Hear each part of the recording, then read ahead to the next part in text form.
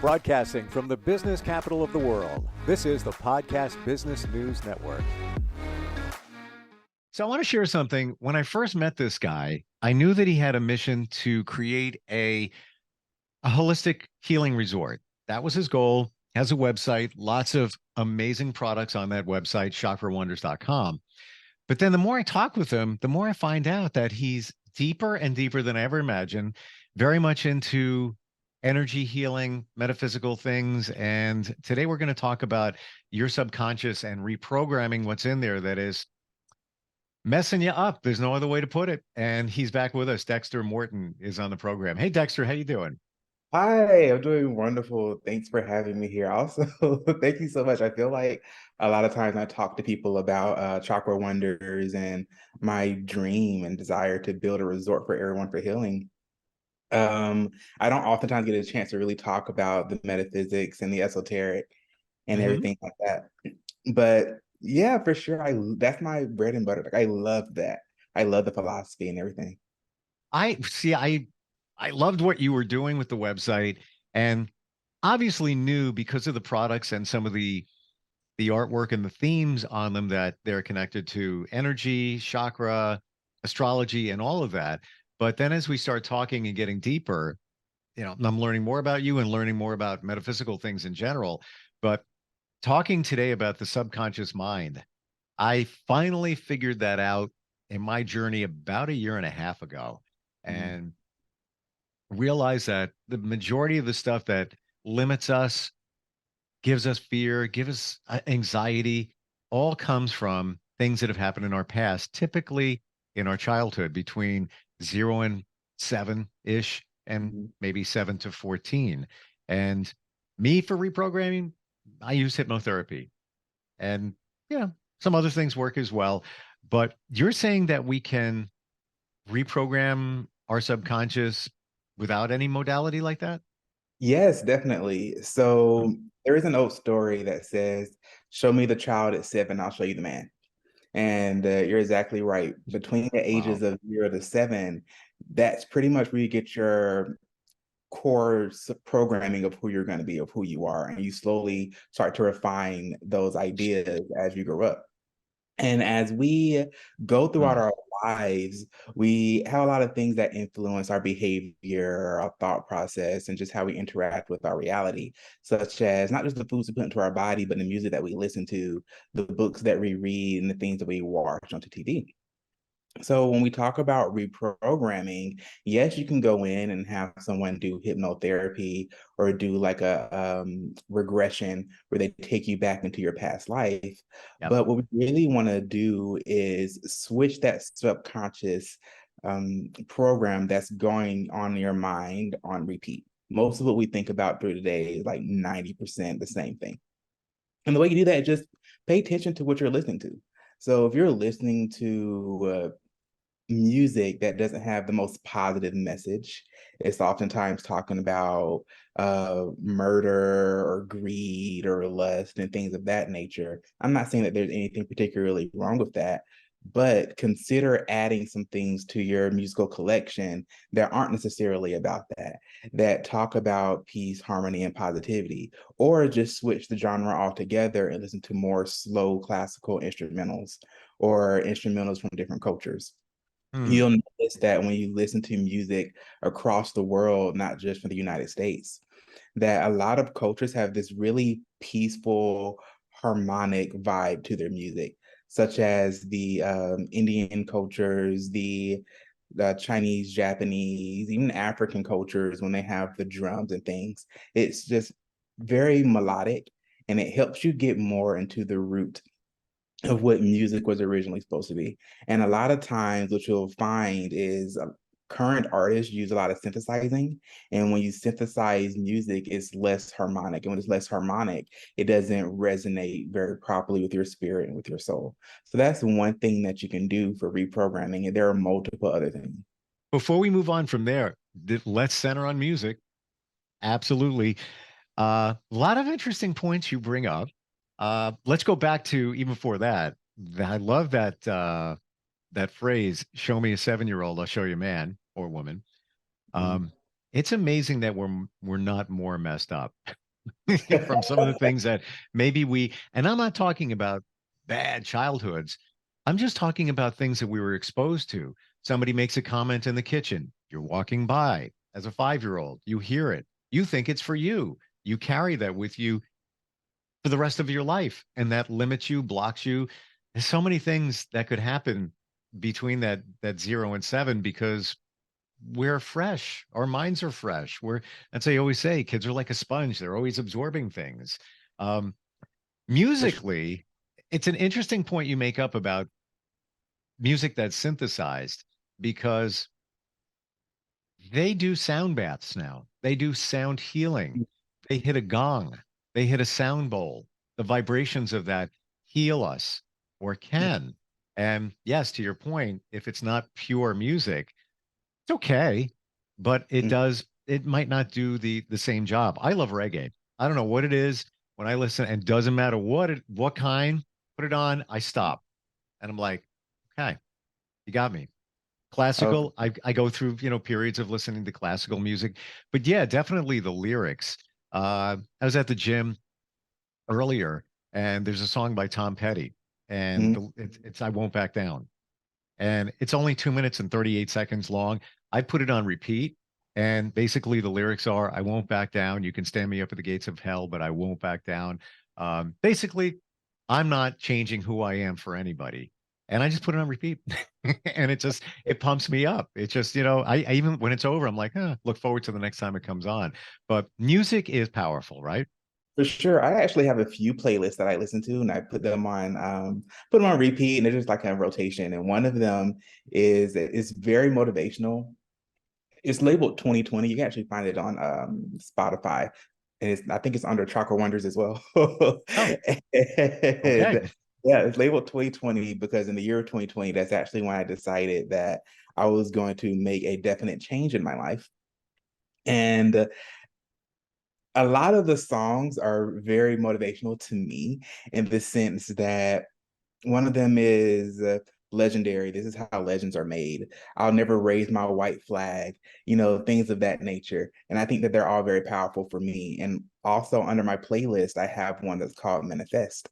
And it's just talking about gratitude. There are different affirmations, different peaceful songs, things that go along with the saphagial frequencies. And Mm. if you're not familiar with saphagial frequency, what that is there are different tones that resonate specifically with different aspects of our soul.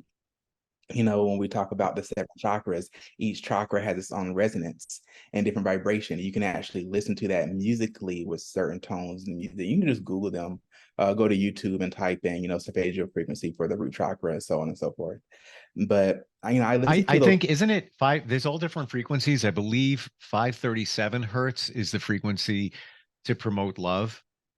for sure. I And think it's 527, but yeah, okay. 100%. Yeah. Yeah. Yeah. They're all out there. You go on YouTube and hear music made using those frequencies. And it's basically just going to be like an orchestral kind of sound. But once you get past the first 10 seconds of what the heck am I listening to? You put it on in the background and just go about your day. You could be working, could be doing whatever. All of a sudden you find a sense of calm. It's Mhm. it's it's amazing how it all works. What's interesting is I've been doing that for years. I started putting that on for my meditations when I started getting deeper into meditation a few years back. So a partner of mine, this is probably 2 or 3 years ago, we were in the car and it just popped on. So he's just like, what is this? I don't like the way that it sounds. It's like bothering my ears. And I was like, that's interesting because this particular one was for the solar plexus chakra, talking about willpower and shame. And having some background knowledge about this particular individual, I was like, I wonder why that one sounds so disresonant with you. You should probably sit down. I didn't tell him this at the time. We talked about it later. But I was Mhm. like, you should probably sit down and meditate to these tones and frequencies. And sure enough, now he listens to these different harmonic tones and frequencies and is in a much better place, both mentally and physically. Yeah. Yeah. That's an interesting point that you see it when you're in a different point in your life, you see it in a different light. It, Mhm. it it's you're in different stages. Like I remember listening to classical I don't know, maybe 5 years ago, and it was a different point. I'm going to bring that back because thanks for the reminder. There is something about classical music. It's not like I'm a huge fan or anything, but there's something very relaxing about it. For sure, and I agree because like I think a lot of people, well, I've been accused a couple of times that they're like, you don't like music. I'm like, actually, it's because I love music that I'm pretty selective about what I listen to. And Same. I like classical, I love Bach and I love Beethoven, and Yeah. there are plenty other classical artists, but those are the most recognized. And I got the opportunity to go to a an orchestra of Bach and Beethoven some years back when I was in Germany. And it was one of the most beautiful and life-changing experiences that I had ever had. And when I Huh. was studying during my getting my bachelor's degree, I did the same thing. I would throw on some classical or I'd throw on some really relaxing hip hop and R&B. And it was just mostly jazz is more so what it was. But it is all just super relaxing and it allowed me to retain information. I never felt like I was stressed out before an exam. And I just carried that on to my current day of living, just the way that I live. Do you find now you're younger, obviously, than me, but do you find you sometimes bring up songs that, let's say you were 10 years old, you were 15 years old, somewhere around there, every once in a while? Oh yeah, for sure. It's interesting. So I currently work at a hospital as my other job, and they play music in the background. And one of Mhm. my coworkers is a fan of Evanescence, Flyleaf, Fall Out Boy, Sure. all of that. And that was a lot of what I listened to when I was in high school. And Yeah. I just find it so interesting because when I listen to it now, I'm just like, I love those artists, but I understand why I don't particularly listen to it anymore. And there's nothing wrong with the music itself. It's just, well, it just doesn't resonate with me. And it's Yeah. just when I look back at it, and I still remember the songs and lyrics, and I was singing along with them and everything. And I was like, that's just fascinating to see how musically I've changed over the years. And how that stuff, growing up with that genre of music, Bring Me to Life, Evanescence, and Fall Out Boy, that it's stuck in you. You remember it, and it can take you back to the time, like you just said, you were in high school. You can picture those times where you were. Um, Music for me is a timeline. Hmm. Maybe it's because I've been a DJ on the air since I was 17. So that's how I mark years. It's like that's my timeline. But yeah, it's powerful stuff. So The same thing because I have different songs that will you play it and it'll trigger something in my life. And I think yeah. we talked about this before on we do the same thing with scents and different foods, and it triggers certain emotions in your Mm, body, which is why when you go meditate, you should have a set area and set scents and smells because it triggers the what is it called? Autonomic or, reactions in your mind to make your body go into a certain state. And fun fact with that, um, if you listen to music that you listen to during a very hard time of your life and you keep listening to those same songs, it'd make it extremely difficult for you to move beyond that hard time. And that doesn't necessarily mean that the songs that you were listening to were some type of death metal or something like that. You could be listening to a breakup song. You could be listening to something from Whitney Houston, and it's a beautiful song, but psychologically you associate it with something traumatic in your life. So yeah. now when you go back and listen to it, it automatically triggers this reaction. There are ways to get past that, but also just don't listen to that anymore. Yeah. It's also comfort food. There's a reason that we like certain things. And I'll share because it just popped in my head as we're talking about this. I I try to eat healthier. Chocolate shake. A chocolate shake is my go-to comfort. Maybe once every couple of months I'll have one. More times than not, I'll have it. I'm like, I thought that was going to be better. But in my mind's like, yeah, I'm going to go to that. I never realized it, but I have friends who are psychics and they're legit. I can't, I'm skeptical, but they'll say things and I'm like, where'd you come up with that? So a couple of years ago, one of my friends, a psychic, I don't ask for readings, but she says to me, yeah, your dad's coming through. I'm like, really? He goes, yeah. What's with the chocolate shake? And I'm like, I don't know. He goes, yeah, chocolate shake. I got nothing for you. And then I thought about it, I'm like, oh, wait a minute. When I would see my dad, he would come by with this. You buy it in the store at the time. It was a cup with everything you need to make a chocolate shake, and you drink it out of that cup. And now I think that, now I go back to that's my comfort thing because that was then. And I totally forgot it until that psychic said it. I would have never connected the two, but somehow she pulled that out. Didn't know that I'll have an occasional chocolate shake, but that's our, sometimes we listen to things, sometimes we like certain food just to bring us back for whatever reason it is, back to your childhood, back to that, maybe a happy time, whatever it might be. Oh, for sure. I actually also have a very strong connection to chocolate, so that's really interesting.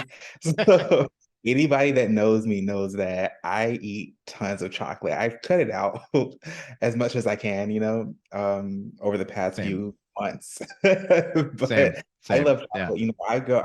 I've gone to Switzerland twice purely for chocolate.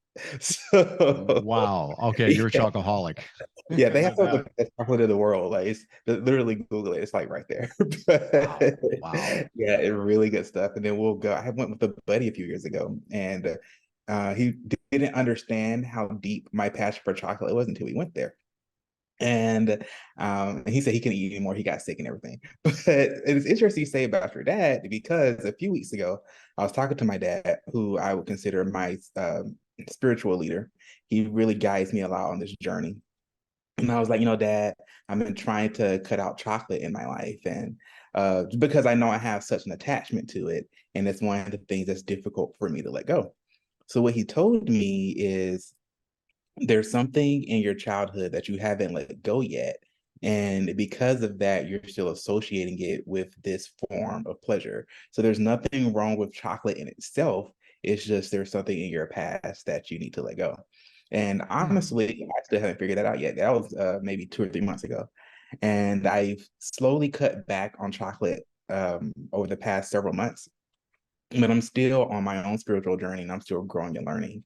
One of the things I got from my guides the other day as I was meditating is one to just relax, but also, are you familiar with the metaphor of how can you drink more if your cup is already filled? Sure. So it was one of those things. And they were just saying, your cup is already so filled. Don't forget that you're still on your spiritual journey as well. You're still walking this path, and there's so much more for you to learn. And as soon as I took a step back and was able to open up a little bit more and stop walking around as if I knew everything. And I didn't think that I was doing that, but my guys were just like, it's okay to not know everything. So Wow. it came up in another podcast that I had the other day. And that particular individual was asking some really hard-hitting questions. So, which was great. But Interesting. Does that yeah. happen a lot with your spirit guides when you meditate that you get messages? Oh yes, definitely all the time. Sometimes I'll get something that sounds like somebody's whispering in my ear. A lot of times I'll get images, and sometimes it'll be such a strong presence that someone else will have to leave the room. And like recently, my partner and I, we were laying down, and I guess the presence that came through was just so strong that our partner felt the need to leave. And we talked about it. And I was like, are you okay? Like, what happened? So then I talked about it from my perspective. And I was like, oh, that's interesting because I actually asked a question. And when I asked the question, I said to my guys, I'm open to however you choose to bring me this answer. And what my question was, I was having difficulties understanding, I guess, the universe, reality, and miracles. And so my guides came and answered that for me. And what I Mm, got from it was I understand reality, at least as much as I can, from like a scientific perspective. But what my guides wanted me to know is that, well, everything in existence is a miracle. What a miracle is something that pulls your attention away from what we consider normal. We understand that gravity works. Everything, when you drop something, it's going to fall to the ground. That's normal. So if you were to drop something and it were to go up instead of down, we would consider that a miracle. But if you take a step back and look at it as well, God created gravity, and God being the universe or whatever, you want to call it, label it, created gravity, created the planet that you're on. So why can't God, the universe, decide, no, one day I'm just going to prove to you that I'm here and move the rock and make it float upwards? And that's more of an extreme example of what they're giving me. But we're talking about medical miracles and things of that nature. There have been countless times, working at the hospital where you have a patient come in and they're told that they're going to die within a couple of months. Prepare yourself because this is the end, or you're never going to walk again, you'll never see again. And sure enough, a few weeks later, they're in remission, or they're walking, or they can see. And these things happen all the time. These are what we would call miracles, and they're only miracles because they go against what we would consider normal. When we look at spirituality and metaphysics, one thing that we talk about is being able to heal yourself. So yes, we want to heal past traumas and things of that nature, but it goes far beyond that. Once you start healing your psychological traumas, you start learning how to heal yourself physically. And that's the thing that my guides are telling me that I need to do with the resort is, yes, we'll be helping you heal psychologically, but we're going to teach you how to heal yourself physically and how to heal others as well. Has there been a time, Dexter, where you got a message from your guides and shortly thereafter it was like, wow, there was, you saw clarity or saw truth or something happened right there before your eyes and it came from the guides? Anything that's in your mind? Oh, for sure. That it literally happens all the time. So it's always really small. I'll give you a very small example. A small example. So the other day we were out and I literally said I want cookies. He said I wanted a chocolate chip cookie, the whole thing about chocolate. And we went to my friend's house.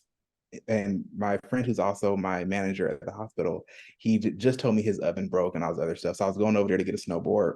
We're going to snowboard the next day. Anyway, we get there and he says, I just baked cookies. Would you like to have some? So I thought that was really interesting. So we go in and I'm like, how do you bake cookies? You don't have an oven. And he just had these chocolate chip cookies laid out for me. And I was like, that's very fascinating. Now, that's a very small example, but on a larger example, everything that I'm doing currently has just been my guides telling me to relax and chill. So even when I started doing podcasts with you and with everyone else, I actually only put out a handful of requests. And by a handful, it was maybe 10 or so. And I started getting tons of responses. And when I first started putting them out, I put those out, and then my guys told me to sit back and chill. And they tell me to do that a lot. Apparently, I overthink things. So, Don't we all? right. I just want to keep going, do more, do more, do more. And what they tell me is relax. You're going to be okay. You did the work and sit back and chill. And the other thing, which I feel like I should say now, is a lot of times when people talk about manifestations and they do their affirmations and things like that, the other side to that is putting in the work. Anything that you do in life, whether it be your spiritual journey, your personal journey, and this goes back to the reprogramming, is you have to get up and put in the work. You're not going to be able to reprogram your subconscious unless you go and reprogram your subconscious. You can't grow your business unless you go grow your business. Losing weight is the same way, being healthy, literally anything you want to do, there is work to it. So what the affirmations are for is to help you in that reprogramming process. I don't know if I've ever said this before, but I truly believe everything is work. No matter Yeah. what it is, you're making plans for this weekend. You've got, you're going to hook up with some friends, get together.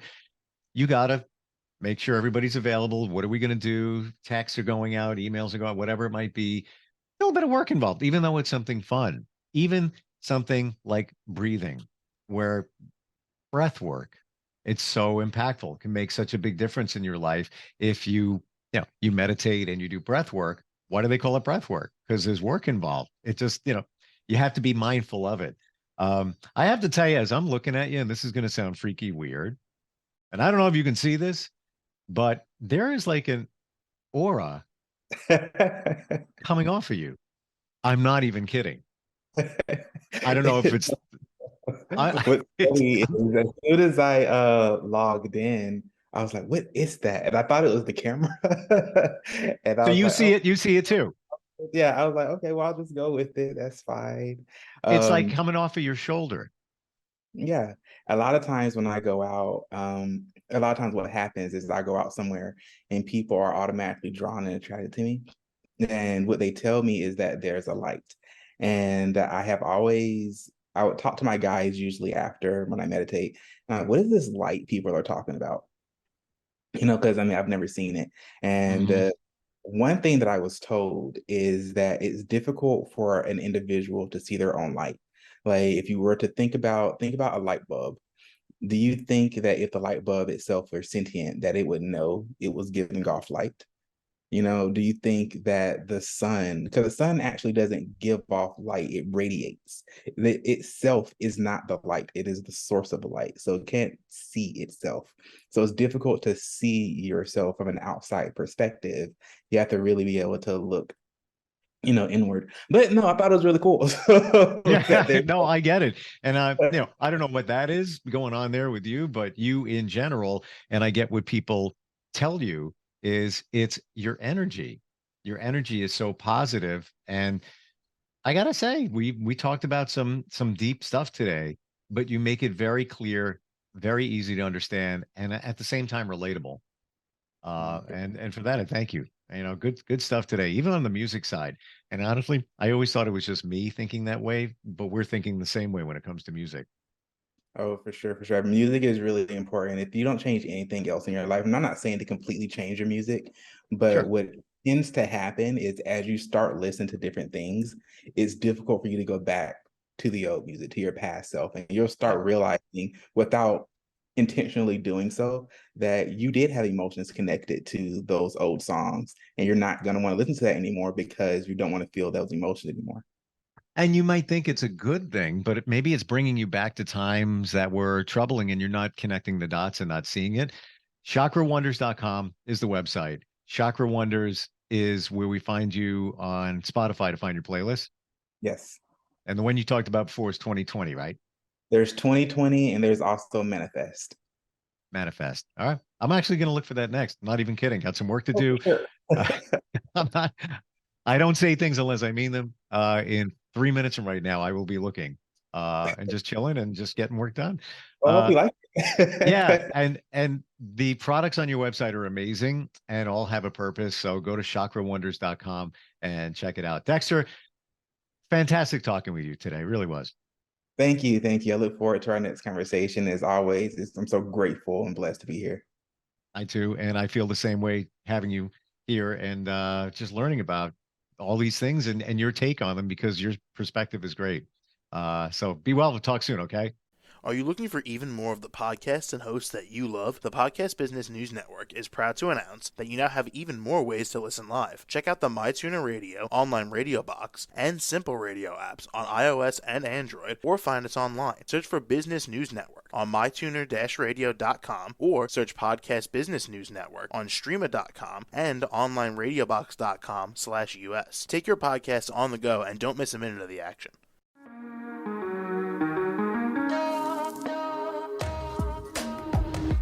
Broadcasting from the business capital of the world, this is the Podcast Business News Network. For nearly 2,000 severely injured veterans, everyday life has become filled with barriers. Day-to-day simple tasks can become pretty daunting. I have to carry my chair up 2 flights of steps or have somebody do it for me. What scares me the most is just the falling. When I'm struggling with my house, I think, to have that one great barrier just knocked down, it's crucial. Home for Our Troops is a wonderful nonprofit that builds a mortgage-free, fully adaptive, handicap-accessible house. And there's no catch. It'll be our very first home that we've ever owned. This is a game changer. This is where your life begins again. We need you to join us in completing this important mission. Please visit hfotusa.org and help build homes and rebuild lives. Because of you, everything's going to be okay.